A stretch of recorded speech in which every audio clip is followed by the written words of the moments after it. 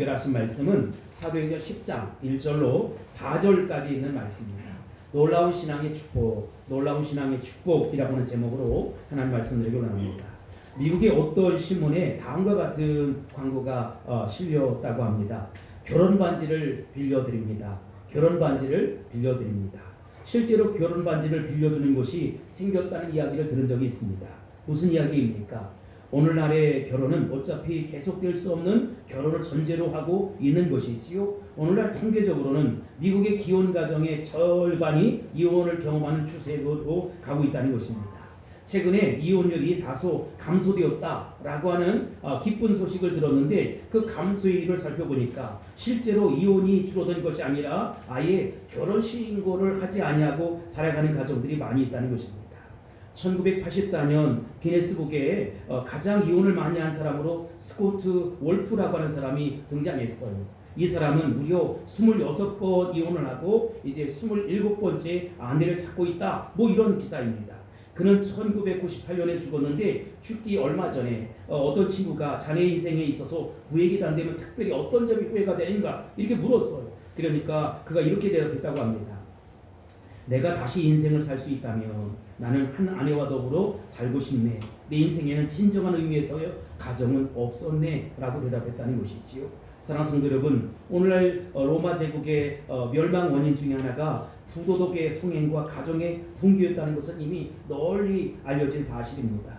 그래서 로마 제국의 역사가 무너져가는 모습을 지켜보면서 로마의 한 철학자는 이렇게 얘기했다는 것이지요. 애국자요 가정을 지키시오. 애국자요 가정을 지키시오. 그는 그의 기도문 가운데 신이여 기도하는 가정을 로마에 다시 일으켜 세워 주옵소서 이렇게 기도를 남겼다는 거예요. 그리고 또 이어서 그는 로마의 국왕은 신을 두려워하고 가정을 소중히 여기는 전통에 있었다라고 그렇게 이야기했다는 것입니다.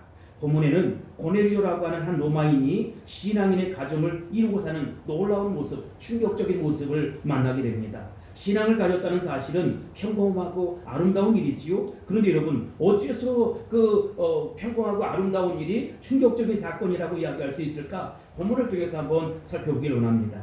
본 말씀을 통해 고넬료의 신앙에는 크게 세 가지 측면에서 살펴볼 필요가 있어요. 첫 번째 우리가 살펴볼 내용이 뭐냐? 신앙을 갖게 된 고넬료의 놀라운 배경이라는 것입니다. 여러분 고넬료는 신앙을 갖기 어려운 두 가지 전제 조건이 있었습니다. 첫 번째 고넬료는 이방인이었다는 것입니다. 본문 1절을 보겠습니다. 시작. 가이사라에 고넬료라는 사람이 있으니 이탈리아 부대라는 군대의 백부장이라. 아멘. 여러분 그가 이방인이었다는 이야기는 그에게 소위 신앙적인 유산과 믿음의 개성의 전통이 없었다 이런 뜻입니다. 기독교 가정에서 자라는 사람들은 이 사실을 전혀 실감할 수 없을 거예요. 그러나 저같이 기독교 배경이 없었던 기독교적 배경이 없었던 가정에서 태어난 사람들은 대부분 예수 믿고 나서 한 가지 마음을 갖게 되죠. 아쉬움을 갖게 되는 것이지요. 나도 기도하는 아버지 어머니를 가져보았으면 나도 기도하는 아버지 어머니를 가져보았으면 제 친구들이 자기 아버지나 어머니의 기도로 자기가 믿음의 일을 걷고 있다. 그래서 이렇게 축복을 받고 있다라고 이야기할 때마다 저는 어렸을 때 우리 가정도 신앙인의 가정이었으면 얼마나 좋았을까. 나를 위해 기도하는 아버지 어머니가 계시면 얼마나 좋았을까라고 생각했던 적이 있었어요.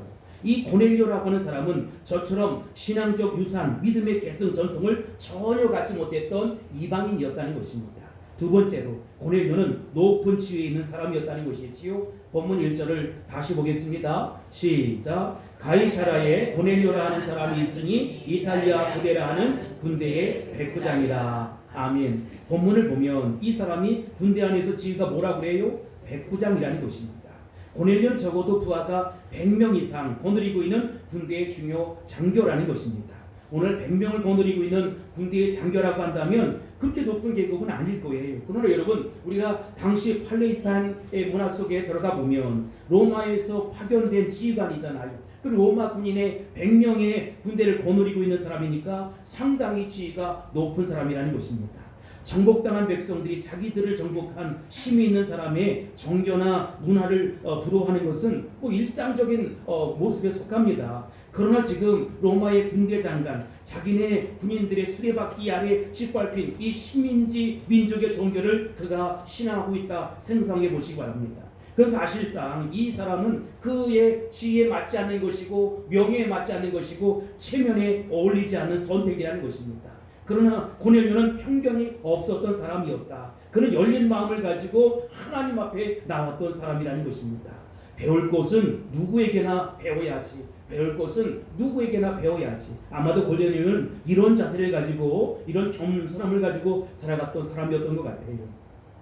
예수님이 800강비를 하시는 가운데 심령이 가난한 자는 복이 있다. 심령이 뭡니까? 마음이지요. 마음이 가난한 자가 복이 있다는 것입니다. 아마도 고넬료는 가난한 마음을 가진 그런 사람이 아니었을까. 그래서 그는 자기들의 말발굽 아래 짓밟혀 살고 있는 유대 민족의 경건함을 보았던 것이지요. 그리고 그 경건함 속에서 하늘과 땅을 지으신 창조주 하나님을 아는 지식을 알게 되었다는 것입니다. 사실 사회적 신분이 높은 사람일수록 겸손하게 신앙적 모습을 갖고 살기가 대단히 어려운 것이지요. 지난날 이 대한민국의 역사 속에 대통령에게 예수님을 믿으라고 전도했던 상당히 많은 사람들이 있었습니다. 그러나 그들이 전도할 때마다 그분들의 대답은 보통 다음과 같았다는 것이지요. 지금 대통령의 지위로는 특정 종교를 지지할 수가 없습니다. 특정 종교를 가질 수가 없습니다. 그래서 기독교임에도 불구하고 청와대 안에서 예배를 드렸던 사람들이 있었어요. 실제로 이분들을 만나서 전도해본 목사님들의 입술을 통해서 제가 직접 들은 이야기인데, 그 흥미로운 사실은 선거 치르면 그들은 어떻게 해서든지 자신들이 과거에 기독교에 관련된 그런 삶을 살았다고 주장한다는 것입니다.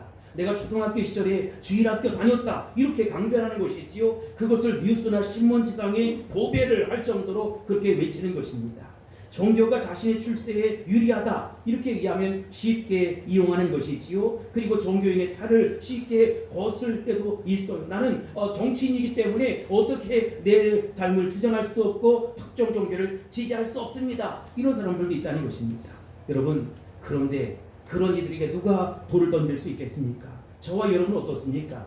때때로 우리는 나의 체면 때문에, 나의 위치 때문에, 나의 명예 때문에, 나의 신분 때문에 참으로 귀중한 이 신앙의 문제를 소홀히 하고 살아가지는 않느냐 이 말이지요. 나의 자존심 때문에, 혹은 나의 직장생활 때문에, 혹은 나의 사업 때문에 내가 주님과의 관계가 서서히 멀어지고 소목한 관계 속에 살고 있지는 않느냐라고 하는 것입니다.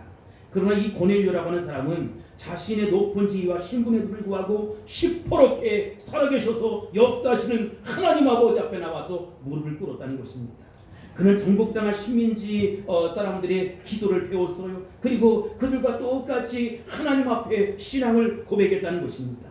이것은 비상식적인 것이지요. 이것은 비합리적인 것이고 이것은 비이성적인 것입니다. 어떻게 지배자가 비지배자의 그 종교를 따르고 주장하고 그리고 경배하고 찬양하고 영광 돌리며 신앙 고백할 수 있단 말입니까? 이것은 비상하고 놀라운 일임에 틀림이 없는 사실입니다. 그래서 우리는 우선 고넬료가 신앙을 갖게 된 그 배경이 참으로 놀랍고 대단하다는 것입니다.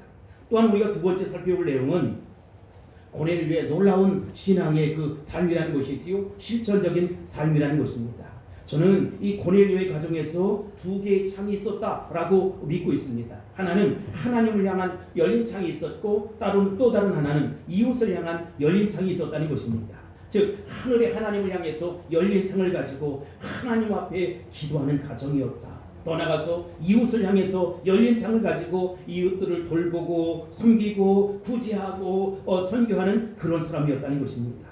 여러분, 신앙이 무엇입니까? 신앙생활이 무엇입니까? 우리가 믿음으로 살아간다는 것, 그리고 예수 믿는다는 것은 한마디로 도대체 무엇라 정리할 수 있겠습니까? 그것은 하나님과 바른 관계를 맺고 이웃과 바른 관계를 갖는 그런 모습이다, 이렇게 정리할 수 있을 거예요. 다시요, 신앙생활은 무엇입니까? 나의 하나님 그리고 이웃과 이 관계를 바로 정립하고 살아가는 것입니다.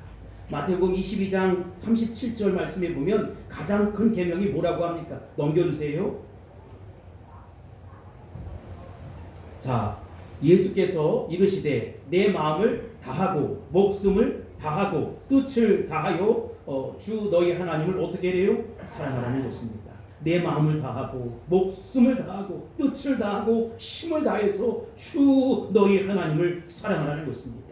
하나님의 사랑과 이웃사랑, 이것이 우리 주님께서 오늘 우리에게 강조하고 있는 그런 계명이라는 것이지요. 그렇다면 여러분, 사랑한다는 것의 의미는 도대체 뭘까요? 사랑할 때 어떤 사건이 발생합니까? 저는 사랑의 생애에는 적어도 두 가지가 있다고 생각해요. 우리가 사랑하게 되면 사랑하는 사람과 같이 있고 싶은 거예요. 같이 시간을 보내고 싶은 거예요. 같은 장소에 있고 싶은 거예요. 같은 집에 살고 싶은 거예요. 두 번째로 사랑하는 사람을 위해서는 무엇든지 다 주고 싶은 것입니다. 끌려보내고 싶은 것입니다.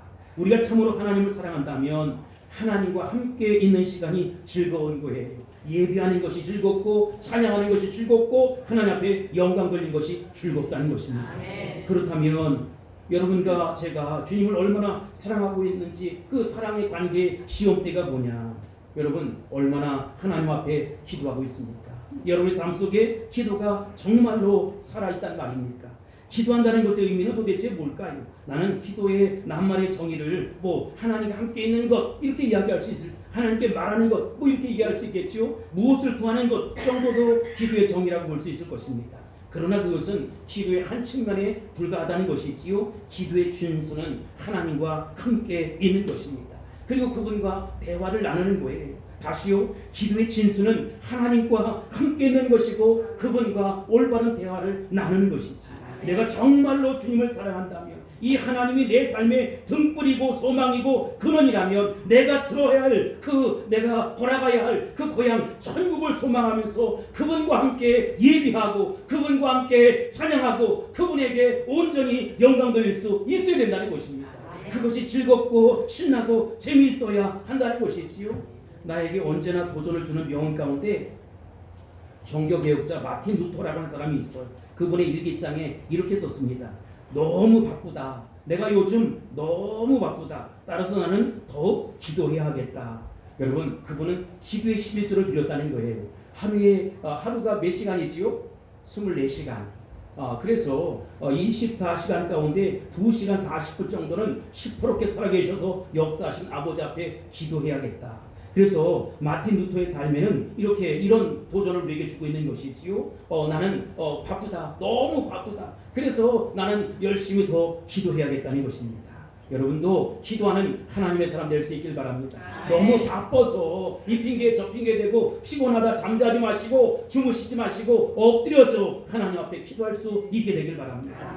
고넬료는 하나님을 향해서 열린 창을 가지고 있었어요. 그의 기도는 이 사실을 증명하잖아요. 본문 3절 말씀 다시 보겠습니다. 시작. 하루는 제 고시쯤 되어 환상 중에 밝히 보매 하나님의 사자가 들어와 이르되 고넬료야 하니. 아멘. 여러분, 그의 일상은 기도하는 시간이었다. 정기적으로 기도하는 시간이었다. 여러분, 왜 그렇습니까? 유대인들은 하루 3번 기도했어요. 제3시와 6시와 9시.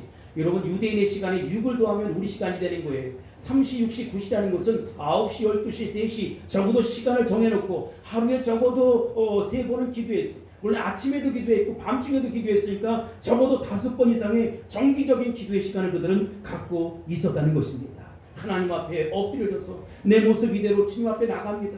그러나 나는 아무것도 할 수 없습니다. 하나님 아버지가 도와주셔야 합니다. 하나님, 사망의 음침한 골짜기로 다닐지라도 대를 두려워하지 않을 것은 주께서 나와 함께 하시기 때문입니다. 나는 이 소중한 시간 창조주 하나님 앞에 엎드려져 기도하지 아니할 수 없습니다.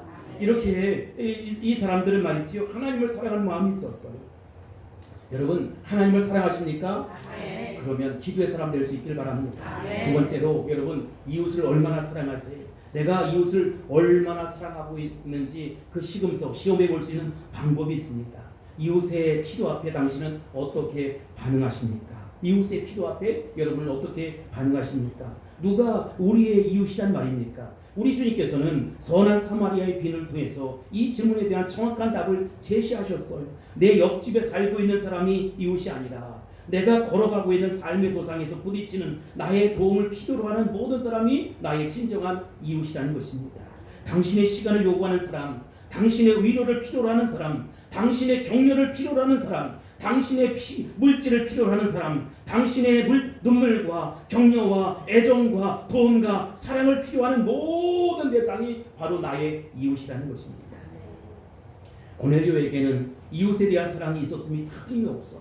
그것은 주변에 있는 이웃들이 있었는데 어려운 이웃들을 많이 구제하고 그의 삶 속에서 선교했다는 것입니다. 본문 2절을 다시 한번 읽겠습니다. 시작. 그가 경건하여 온 집과 더불어 하나님을 경외하며 백성을 많이 구제하고 하나님께 항상 기도하더니 아멘. 여러분 어찌하다가 기도한 것이 아니에요. 돈이 생겨서 기도한 것이 아니에요. 흘러가는 물질을 붙잡고 기도한 것이 아니에요. 어쩌면 고넬료에게는 구제가 일상적인 삶의 모습이었다는 것입니다. 자신이 받은 축복이 넉넉하고 많아서 구제한 것이 아니지요. 자신에게 주어진 삶의 소담한 축복을 많은 이들에게 끊임없이 나누고 싶었던 것입니다. 그래서 고넬료는 이것을 삶 속에서 실천했던 거예요. 그러니까 그는 하나님을 향해서 열린 창을 갖고 늘 기도하는 사람, 예배하는 사람 뿐만 아니라 이웃을 향해서 열린 창을 가지고 구제하는 사람이었다는 것입니다. 하늘 향해서 열린 창과 이웃들을 향해서 열린 창을 가지고 하나님을 사랑하고 이웃을 사랑했던 이 고넬료. 여러분, 이 고넬료는 단순히 교회만 왔다 갔다 하고 의자만 따뜻하게 데워놓고 돌아가는 우리의 삶과 너무도 다르다는 것입니다. 하나님 향해서 날마다 사랑스러운 모습으로 예배할 수 있게 되길 바랍니다. 저 천국을 소망하며 예배할 수 있게 되길 바랍니다. 뿐만 아니라 정말로 나의 도움이 필요하고 사랑이 필요하고 격려가 필요한 모든 사람들을 품고 예수 그리스도의 사랑으로 기도하며 섬길 수 있게 되길 바랍니다. 세 번째로 우리가 살펴볼 내용은 고넬료의 놀라운 신앙의 결과, 축복이 뭐냐라고 하는 것이지요. 어떤 축복을 받았습니까? 먼저 하나님은 이 고넬료라는 사람이 기도하고 구제한 것 받으셨다는 거예요. 4절을 다시 보겠습니다. 시작. 고넬료가 주목하여 보고 두려워 이르되 주여 무슨 일이니까? 천사가 이르되 내 기도와 구제가 하나님 앞에 상달되어 기억하신 바가 되었으니 아멘. 우리가 아무리 많이 기도해도 그 기도를 하나님이 응답하시지 않는다면 나의 독백이 지나지 않는 것입니다. 내가 많이 기도했는데 하나님이 듣지 않고 계시다. 이 참 절벽이지요. 그러나 환상 중에 나타난 천사는 하나님께서 고넬료의 기도를 기억하고 계신다는 것입니다. 이러한 선포를 들은 고넬료의 기도의 삶은 얼마나 크고 격려되고 축복이 되었겠습니까? 하늘의 보좌 위에 계셔서 우주를 통치하시고 다스리시는 시퍼렇게 살아계신 하나님께서 비천한 나의 기도를 받으셨다는 것입니다. 비천한 나의 기도를 들으셨다는 것입니다. 그 기도에 이제 응답해 주신다는 것입니다. 오 창조주 하나님, 능력의 하나님, 권세의 하나님, 엘샤다 하나님께서 나의 기도를 받으셨다는 것입니다. 하나님이 나의 기도를 인정하셨다는 것입니다. 이것은 10장 31절에 보면 반복되고 있는 증언이 31절입니다. 시작. 말하되 고넬료야 하나님이 내 기도를 들으시고 내 구제를 기억하셨으니 아멘. 고넬료야 누구누구야 하나님이 내 기도를 들으셨다. 내 구제를 받으셨다. 그래서 내가 기억하고 있다는 것입니다. 내가 앞에서 기도가 응답될 수 없다면 그거는 그저 독백에 불과하다 이렇게 말씀을 드렸어요. 그러나 여러분 고넬료는 하나님을 향해서 열린 창을 갖고 있고 이웃을 향해서 열린 창을 갖고 있었어. 그런데 그것을 다른 사람 보라고 내가 백부장이니까 나 이렇게 구제한다 이렇게 선교한다 자기 선전을 하지 않았다는 것이지요. 오늘날은 PR 시대라고 하잖아. 자기 PR 시대. 그래서 뭐 합니까? 피할 것은 피하고 알릴 것은 알리는 것이 PR 시대라면서요. 여러분 우리의 삶에 그런 모습이 필요할지도 모르겠어요. 정말로 중요한 것은 내 행위는 누가 평가하신다? 하나님께서 평가하신다는 거예요.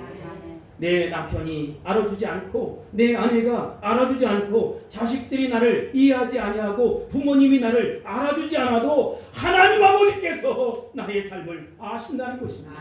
나의 그 승리를 아시고 나의 실천을 아시고 내 행위를 아신다는 것입니다. 시퍼렇게 살아계셔서 역사하신 하나님이 아신다면 하늘의 상급이 쌓여져 갈 것 아니겠습니까? 하늘의 하나님께서 기억하신다면 우리에게 놀라운 축복으로 이렇게 나타나지 않겠습니까? 그러니 여러분 우리가 내 것을 모른다고 그것 때문에 억울하고 슬프고 답답할 것이 아니라 오히려 더 선행하고 은밀한 중에 구제할 수 있게 되길 바랍니다. 나의 하나님 아버지는 아시는 것이지. 천사를 통해서 전달된 이 메시지를 들었던 고넬료의 소감은 어떠했을까요? 고넬료야 내 구제를 내가 안다. 내 사랑의 실천을 내가 인정하노라. 주님께서 인정하셨다는 사실은 정말 놀라운 축복 아니겠습니까? 고넬료는 마침내 예수 믿고 구원의 신앙에 이르게 되었다는 것이지요. 하나님을 믿지만 예수 안 믿는 사람들이 멀쩡히 살아 있어요. 누굽니까? 사울이 그런 사람들이었어요. 여러분, 우리를 구원할 수 없는 신앙, 이 신앙 가지고 그저 자기 확신 가운데 살아가는 사람들이 얼마나 많은지 알 수 없어. 물론 신앙의 출발점은 뭐 그럴 수도 있겠지만 중요한 건 예수 그리스도를 구주로 믿고 하나님의 자녀된 삶을 살 수 있어야 된다는 것입니다. 하나님을 경외할 뿐만 아니라 기도하는 일에, 구제하는 일에 힘쓸 뿐만 아니라 예수 그리스도를 나의 구주와 주님으로 영접할 수 있어야 된다는 것이죠. 물론 고넬료의 신앙과 행위는 그에게 있어서 하나님을 찾는 그런 시작점, 출발점에 지나지 않았어요. 구도자의 마음을 가진 것을 지나지 아니었어요. 그러나 여러분, 마태복음 7장 7절에 보면 중간절에 뭐라고 얘기했습니까? 찾으라 그리하면 찾아낼 것이요, 찾으라 그러면 너희가 찾겠다는 것입니다. 그 다음에 고넬료에게 어떤 일이 벌어졌습니까? 하나님이 멀리 떨어져 있는 베드로 사도를 고넬료의 집에 보내는 거예요. 여러분, 당시 유대인들과 이방인들은 함께 섞고 살지 않았고 말도 걸지 않았고 상등도 하지 않았어. 그런데 하나님께서 유대인과 이방인의 그 견고한 벽을 깨뜨리시는 거예요. 사랑하는 하나님의 사람, 성령의 사람 베드로를 그 가정에 보내는 것이지요. 베드로가 그 가정에서 뭐 했겠습니까? 십자가의 복음, 생명의 복음, 부활의 복음, 구원의 복음 전하지 않았겠어요. 이래서 고넬료의 가정은 마침내 구원의 은총을 입게 되었다. 주 예수를 믿어라 그리하면 너와 내 집이 구원을 얻는다는 것입니다. 여러분, 내 남편이 아직도 예수 안 믿어요. 내 자녀들이 아직도 예수 품에 돌아오지 않았어. 그것 때문에 너무 걱정이 됩니다. 맞아요. 걱정할 사항이에요. 그러나 여러분, 하나님은 지금도 살아계셔서 역사하시는 분입니다. 여러분의 기도를 귀담아 듣고 계시다는 것이지요. 여러분들의 눈물의 기도를 받고 계시다는 것입니다. 나와 함께 사랑의 살을 맞대고 살아가는 그가 지옥 간다면 여러분, 있을 수 없는 얘기 아닙니까? 하나님께서 나를 선택했다면 그를 선택하실 거예요. 선택하셨을 거예요. 그러니까 내 자녀들을 위해서, 내 사랑하는 가족들을 위해서, 남편을 위해서, 아내를 위해서 끊임없이 기도할 수 있게 되길 바랍니다. 기도보다 더 강력한 무기는 없다는 것이지요. 윽박질러서 됩니까? 중보를 한다고 됩니까? 초혼을 한다고 됩니까? 아니에요, 여러분. 하나님의 능력을 신뢰하고 있지하며 기도할 수 있게 되길 바랍니다. 반드시 기도는 응답된다는 것입니다. 고넬료가 거듭났어요. 하나님의 자녀가 되었어요. 이제 멋진 신앙의 고백을 하는 그런 모습이 되었다는 것입니다. 근데 여러분, 그 이후에 어떤 일이 벌어졌느냐? 이방인의 선교의 문이 활짝 열리게 되었다. 물론 그 다음 장면에 보면 두 사람의 모습이 등장해요. 왼쪽에 있는 사람은 누구냐? 빌립 집사님이에요. 그래서 이디오피아의 내시였잖아요. 간다게를 섬기는 내시였는데 그가 이제 빌립 집사님의 전도를 받고 가서 그 이디오피아를 복음하는데 힘이 됐을 거예요. 그러나 이방인의 문을 연 본격적인 사건은 어떤 일에 있었느냐? 이 고넬료가 예수 믿고 거듭나 하나님의 자녀가 되었을 때 일어나게 되었고, 로마의 복음화의 서강의 빛이 밝아오기 시작했고, 그것이 전 세계 복음화의 원동력이 되었다는 것입니다. 고넬료는 로마를 구원하고 세계 민족과 열방에 예수부터의 십자가의 복음, 생명의 복음, 구원의 복음을 전하는 환한 빛이 되었다는 것이지요. 그가 축복의 통로가 되었다는 것입니다. 여러분, 우리가 축복의 통로가 되어야 합니다. 통로가, 여러분, 통로는 비좁고 어두컴컴하고 힘들고 어려움이 있지만 그 축복의 통로를 통해서 환한 빛이 전해진다는 것이지. 그래서 내가 축복의 통로로 쓰임받는 그 기간 동안 힘들고 어렵고 고달파도 가슴을 치며 몸부림치며 가슴앓이 할지라도 여러분, 이 구원의 이 통로가 될 수 있어야 한다는 것입니다. 축복의 통로가 될 수 있어야 된다는 것입니다. 저는 지난 한 주간 가슴을 치면서 회개했던 그 구절이 있어요. 2절. 그가 경건하여 온 집안과 더불어 어떻게 합니까? 하나님을 경외하며. 하나님께서 한 개인만이 아니라 가정을 구원할 놀라운 계획을 갖고 계시다. 제가 아까 말씀드렸잖아요. 한 개인뿐만 아니라 가정을 구원할 놀라운 계획을 갖고 계시는 것이지요. 그러니까 여러분, 여러분의 가정도 하나님의 섭리 가운데 있습니다. 하나님의 섭리 가운데 여러분의 가정이 들어 있다는 것입니다. 그러니까 포기하지 말고 기도할 수 있게 되길 바랍니다. 우리 남편은 안 될 거야. 우리 아내는 안 돼. 우리 자식들은 안 돼. 우리 부모님은 안 될 걸. 안 되는 게 어디 있습니까? 사람이 하면 안 돼요. 육신의 생각으로는 안 돼요. 그러나 영에 속한 자는 되는 것이고 하나님이 하시면 되는 것입니다. 영광스러운 하나님 나라 함께 유업으로 받아 살아갈 수 있게 되길 바랍니다. 그것을 꿈꾸며 기도할 수 있게 되길 바랍니다. 주 예수를 믿으라. 그리하면 그 다음 장면 보세요. 주 예수를 믿으라. 그리하면 어떻게 됐지요? 너와 내 집이 구원을 얻으리라. 너와 내 집이 구원을 얻으리라. 너와 내 집이 구원을 얻으리라. 노아 시대의 하나님은 심판을 작정하셨어요. 그러나 여러분 그 그림을 보니 노아의 방주의 모습이에요. 여러분 노아의 방주를 만들라 노아에게 명령했잖아요. 그리고 이렇게 얘기했어요. 노아요, 노아 내 온 집이 방주로 들어가라. 무슨 얘기예요? 그 가정이 구원을 받는다는 것입니다. 이따금 전도를 하다 보면 아니면 상담을 하다 보면 우리 가운데 아무도 믿지 않는데 나 혼자 믿어서 정말 힘들어요. 이런 사람들이 있어요. 저는 그런 사람들의 고백을 이해합니다. 얼마나 힘드시겠어요. 정말 신앙생활 한다고 남편에게, 아내에게 또는 부모에게, 자식들에게 뭐 말도 못하고 그렇게 하면서 헌신하고 충성하고 봉사하고 그렇게 살아가잖아요. 근데 여러분 사실 사랑하는 사람이 없는 천국이 무슨 소용이 있겠어요.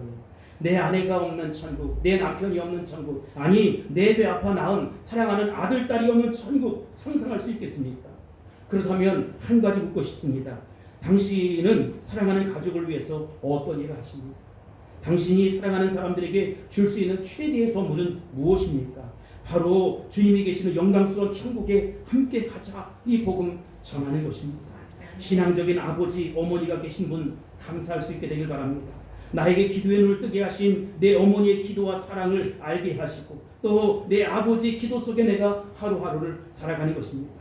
그러나 만약 이러한 부모가 없다도 실망하지 마세요. 여러분, 여러분이 신앙의 1세대가 되어서 명품 가정으로 만들어갈 수 있게 되길 바랍니다. 그래서 이제 나의 사랑하는 자녀들에게 기도와 사랑을 눈뜨게 만들어 주어야 한다는 것입니다. 그래서 온 가족이 구원에 이르는 놀라운 역사가 일어나게 만들어야 된다는 것이지요. 내가 주님 앞에 서는 그날 주님으로부터 하나님을 경외하는 가정이었다. 너희 가정은 하나님을 경외하는 가정이었다. 인정받을 수 있게 되길 바랍니다. 오늘 여러분들이 이 꿈을 꾸고 돌아갈 수 있게 되길 바랍니다. 우리 가운데 어머니를 잃어버리고 아버지를 잃은 분들이 있을 거예요. 남편을 잃어버리고 아내를 잃어버리고 자식을 잃어버린 분들이 있을 거예요. 이 죽음에서 여러분은 예외라고 생각하지 마세요. 우리 지상의 삶은 언제 끝날지 몰라요. 그런데 여러분 후회가 없는 선택을 해야 하고 후회가 없는 고백을 할 수 있어야 된다. 주님 앞에 신앙 고백을 드릴 수 있어야 된다는 것입니다. 주님께서 허락하신 이 가정 때문에 내 삶은 한층 더 의미가 있었습니다. 한층 더 보람이 있었습니다. 한층 더 가치가 있었습니다라고 고백할 수 있게 되길 바랍니다. 함께 찬양하고 함께 기도하고 함께 사랑하고 함께 식사를 나누고 하나님을 향해서 이웃을 향해서 열린 창을 가지고 살아가는 행복한 가정, 그리스도인의 가정 얼마나 멋있어요. 그 다음 장면을 보세요. 내 남편을 위해서, 아내를 위해서, 사랑 가족들을 위해서 우리가 이 세상 떠나가는 날까지 주님을 섬길 수 있도록 여러분께서 기도할 수 있게 되길 바랍니다. 아직도 주님을 잘 알지 못하고 구원받지 못한 내 사랑하는 가족들, 친척들 때문에 가슴 앓이 하는 분들이 있다면, 가슴 아파하는 분들이 있다면 여러분 여호와의 기도는 천사를 보내서 그를 구원해낼 것입니다. 내가 못하면 다른 일을 통해서라도 반드시 구원의 복음에 이르게 할 것입니다. 그러니 기도를 포기하지 마세요. 기도를 멈추지 마세요. 계속해서 기도할 수 있게 되길 바랍니다. 믿음대로 될지어다. 기도대로 이루어질지어다. 한 선교사님이 밀림에 들어가서 오랫동안 선교를 했습니다. 그곳에는 마땅한 과일이 없어서 싱싱한 과일을 먹고 싶다. 그래서 파인애플 미역목을 사서 심었습니다. 원주민들에게 임금을 주고 이제 파인애플을 잘 관리하도록 잘 키우도록 그렇게 요청을 했어요.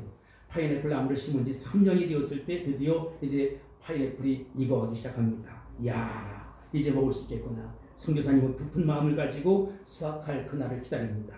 그래서 이제 내일이면 수확을 할 수 있으니까 한번 봐야겠다 하고 딱 나갔더니 그 전날 밤에 그는 아내와 함께 농장을 가봤더니 아니 세상에 파인애플 나무에 파인애플이 하나도 없는 거예요. 원주민들이 다 따갔어요. 선교사님은 자신이 베푼 사랑이 이렇게 보답할 수 있을까 미워서 자신이 무료로 운영하던 그 병원의 문을 닫아버렸어요. 그랬더니 이 말이지 문을 닫은 이후에 아픈 사람들이 많이 있어서 심지어는 죽거나 어려움을 당하는 사람들이 너무 많이 있는 거예요. 안 되지. 내가 선교하려고 이곳에 왔는데 다시 병원의 문을 엽니다. 그리고 원주민들을 모아놓고 이제 이렇게 이야기하면서 파인애플 나무를 심게 되었습니다. 우리 같이 따먹읍시다. 나도 먹고 당신들도 먹고 파인애플 열매를 맛있게 먹읍시다. 네. 그리고 이제 수확할 때가 되었을 때 또 따가버렸어. 몰래 다 따가버렸어. 이번에 정글에서 필요한 칼을 그들에게 주면서 또 애원합니다. 파인애플 훔쳐가지 마세요. 같이 나눠 먹자니까요. 그런데도 이번에도 원주민들은 그 약속을 어겨버렸습니다. 화가 너무 난 선교사님은 파인애플 나무를 또 심었는데 그 주위에 세포트 여러분 큰 개를 갖다가 풀어놨어요. 그랬더니 이 파인애플 나무를 지키라는 개가 파인애플 나무를 지키지 않고 동네 개들을 다 물어 죽여버린 거예요. 그러던 그가 선교사 모임에 참석을 했어요. 그 선교사님은 그곳에서 은혜로운 말씀을 듣게 되었습니다. 그 다음 장면을 봐주세요. 우리가 가진 모든 것이 다 주님의 것입니다. 주님께 다 드려야 합니다. 다시요. 우리가 가진 모든 것이 다 누구 거예요? 주님 것입니다. 주님께 다 드려야 합니다. 선교사님 충격을 받게 되었어. 내게 아니구나. 내가 잠시 관리하는 것인데 그 파인애플 때문에 안타깝게 동네 개들 다 죽여버려.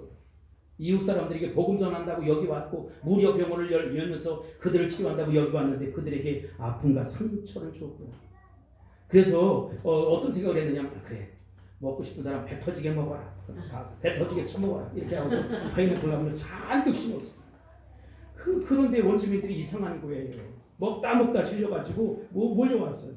도대체 당신은 왜 우리를 꾸짖지 않습니까? 선교사님, 당신은 도대체 왜 우리를 꾸짖지 않습니까? 그러자 선교사가 이렇게 대답합니다. 나는 모든 파인애플을 하나님께 드렸을 뿐입니다. 그들이 수근수근하고 돌아갔어. 무슨 얘기냐? 야, 내가 선교사님 파인애플 훔친 줄 알았더니 하나님 것을 훔쳤다. 하나님 거 훔치니까 애가 아프고 일들이 잘 안 되는구나. 그래가지고 그들이 어떻게 했느냐? 더 이상 파인애플을 따가지 않게 되었다는 것입니다. 파인애플이 맛있게 익었을 때에는 선교사님과 함께 감사 예배를 하고 사이좋게 맛있게 먹었다. 이게 파인애플 스토리의 책의 내용입니다. 선교사님 한 분이 변하니까 온 동네가 변했어요. 이와 같은 성령의 역사, 성령의 강력한 기름 부으심이 우리 가정에 필요하다는 것입니다. 물론 남편이 문제, 그리고 아내가 문제, 여우같이 아이들이 문제, 징그럽게 말 안 들어. 지혜를 닮았어. 지혜를 닮았어. 말 안 들어. 그죠? 안 그래요? 감사해요. 여러분, 우리 삶 속에 그런 얽히고 설킨 문제들이 많이 있어요. 그러나 여러분, 고넬료는 말도 안 되는 비상식적이고 비이성적이고 비합리적인 결정을 했어요. 그래서 하나님을 향해서 열린 창이 있었고 이웃을 향해서 열린 창을 가지고 살았어요. 그러다가 십자가 복음의 진수를 만나게 되었고 구원받은 하나님의 자녀가 되었어요. 그만 예수 믿는 것이 아니라 그가 축복의 통로가 되어서 이방인들에게 선교의 문이 활짝 열리는 축복의 역사가 일어나게 되었다는 것입니다. 나는 고넬료처럼 여러분의 인생이 명품 인생이 될 수 있길 바랍니다. 정말로 고급진 인생이 될 수 있길 바랍니다.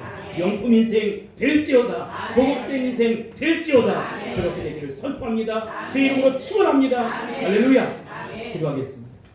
모신 아버지 하나님 감사합니다. 하나님께서 이 고넬료를 통해서 다시 한번 나도 축복의 통로가 되어야지, 하나님을 향해서 이웃을 향해서 열린 창을 가지고 살아가야지, 명품 인생으로 살아가야지, 고급진 인생으로 살아가야지 결단하고 다짐하는 모든 성도들에게 한량없는 하나님의 사랑을 쏟아부어 주옵소서. 그렇게 믿음대로 되기는 역사가 있게 하시고 믿음 갖는 그 모습 그대로 되는 놀라운 역사가 일어나기를 선포합니다. 예수님의 이름으로 간절히 기도하옵나이다. 아멘.